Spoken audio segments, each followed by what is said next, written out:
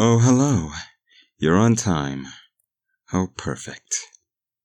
Oh, wait. Do you want me to do something more scary for the camera? You are the interviewer. Perfect. I just wanted to clear that up.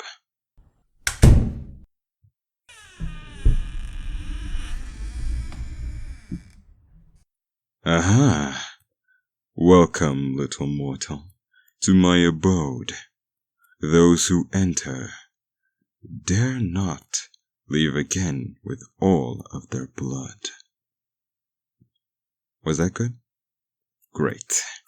We can have this interview in the living, or should I say, dying room. I am too good at this. Don't include the last part. I'll seem silly. All serious. Very serious interview. Please, make yourself at home. Would you like a drink? I have reds. I got A positive. Oh, even some AB negative. You don't know whose neck I had to suck to get my hands on the last one. I also have red wine. Or just water since you're on the job. Wouldn't want you to be under the influence whilst you were doing such an important job. By the way, let me just thank you for coming out to me. Really saves the hassle of trying to find a hotel with blackout curtains, or trying to travel by bat. You simply don't understand the hazards of trying to fly by bat. Especially with these new airplanes and jets flying all over the place. You could get sucked into those little fans so easily. I know someone who died that way. I didn't like them, so I wasn't sad about it. But still. Oh, yes, go ahead. What a cute little recording device you have. How sensitive is the microphone? I don't want to talk too loud or too quiet. That would defeat the purpose of this interview entirely. Do I need to state a name for your records? This is Laszlo speaking. Laszlo the... Well, I don't really know if I have a nickname. Just Laszlo is fine. Let's get into these questions then, shall we? Yes, well, I must admit, the main reason I agreed to do this interview at all was because I wanted to clear some of the stereotypes around us vampires. I see this as an interview to help clear the name of all vampire kind, or at least shine a light on how some of us live. I've seen some out of fear of backlash, especially that sparkly vampire one, despite it being fun to watch. Oh, and of course, your amazing credentials helped. You've interviewed so many other monsters, told their stories, and, well, I can't wait to share mine. Shall I start from the beginning? I was turned into a vampire in 1897 by one of the original founding vampires. So, from the very beginning, I've had a very large shoes to fill. And I say that because the vampire that told me was fucking huge. I mean, real tall fellow. I had to look right up when I wanted to look him in the eyes, and his feet would walk into the room before he did. I'm pretty sure he was the inspiration for clown shoes, but don't tell him I said that. Vampires hold grudges for a long time. Dracula and Carmilla are still going at it after, what, 100 years more? Oh, and don't even get me started on what happened when Alucard got involved. And I've only been a vampire for 127 years. So I can only account for that long. Who knows how long they've actually been going at each other's throats. back to the point. Becoming a vampire was pretty easy in the early days. There was no real police force. Mortals would blame mysterious deaths on witches, or not care too much. People died all the time back then, from the silliest things. So, no one batted an eye when some random neighbor disappeared or showed up dead one morning. As the years passed, it got harder to feed on people without the public getting suspicious, or trying to investigate things. Nosy humans. I thought cats were supposed to be the curious ones.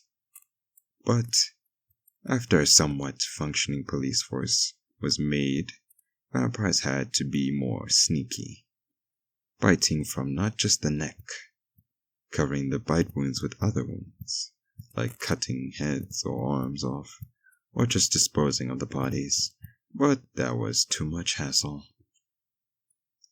But of course, thanks to modern media and more positive representation, we've been able to simply ask people for blood. Although the one thing I don't like is the sexualization of us. Like, not all of us want to be called daddy or mommy whenever we want to feed. It's like if I were to suddenly flirt with you whilst you were trying to eat. It's not fun, and very distracting. Well, some vampires bite for pleasure. Sure, most of us just want to get our feeding done so we don't die from dehydration. Oh, yes, my apologies. I don't mean to just complain. I guess the life of a vampire can be kind of isolating at times, unless you live in a close-knit community. Which, as you can kinda see, I don't. And I prefer not to. It's not that I don't like other vampires. It's just, as I said before, we do hold grudges for a long time, sometimes over the pettiest things. Like Miriam. Oh, what's her last name again? Baylock. Miriam Baylock. Yeah, she still doesn't like me too much after I accidentally bit into a human she wanted to drink from. But, in all fairness, she didn't call dibs, or mock the human beforehand. I did offer her a blood basket afterwards, so we're more like frenemies now. A little word of advice. If you ever piss off a vampire, blood baskets are the way to go. Stood on their shoes, blood basket. Accidentally ate their favorite human, several blood baskets. But the vampire community is a community like no other. I mean, you're stuck with each other for all eternity unless some outside force comes to rid you of your immortality. You're with each other for a long time, so you really have to work on keeping the peace as much as you can. Well, there are exceptions, of course. We were all human once, and, well, vampires fights are fun to participate in and watch. I shan't go into the much detail about vampire fights, because, well, you have to see one to understand one, if you ever become a vampire. Do come back, and I'll see if Drusilla will let me invite a +1 again. Oh well, I do have a few humans I have turned myself.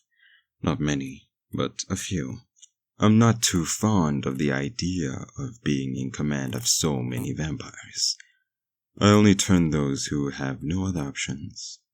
And even then, they only stay with me for a few decades before they fly away and start their own community, their own life. Maybe even make their own little families. Well, I am a very proud grandparent to a few little bats. Well, let me just say this one thing about what it means to be a vampire. To finish it off with a nice ending. It's lonely. and hard to adapt to it when it first happens. But once you found your support system, you know you're going to be fine. For those who are not fortunate to have the person who turned them, accept them, guide them, bring them into the vampire community, my doors are always open, so long as you ask to be invited in first. Was that good? I sure do hope you have enough material to make something useful out of it. I would like to delve more into vampire society, but unfortunately I am only available for so long. I'm off to a council meeting in half an hour, so I must prepare for that. We may have a long life to live, but we don't like our time being wasted. No, don't be silly. This was fun. I just hope that it gives people a more positive look into what being a vampire is like. I see vampires getting a negative press all the time, and don't get me wrong, sometimes it is deserved. I just want the world to know we aren't all total jerks. I suppose you should be heading off now, before it gets too dark and us vampires get to roam the streets. I hope you have a safe drive back to the city, and do email me a copy of the finished version, or just the draft. Oh, and maybe mail me a paper copy, something to just hang up on my wall. Show off to the community when I host my dinner parties. Yes. Oh yes, that would be wonderful. I shall send you an invite when I am next hosting one. Bye-bye. Have a safe journey home. Watch out for any rogue vampires.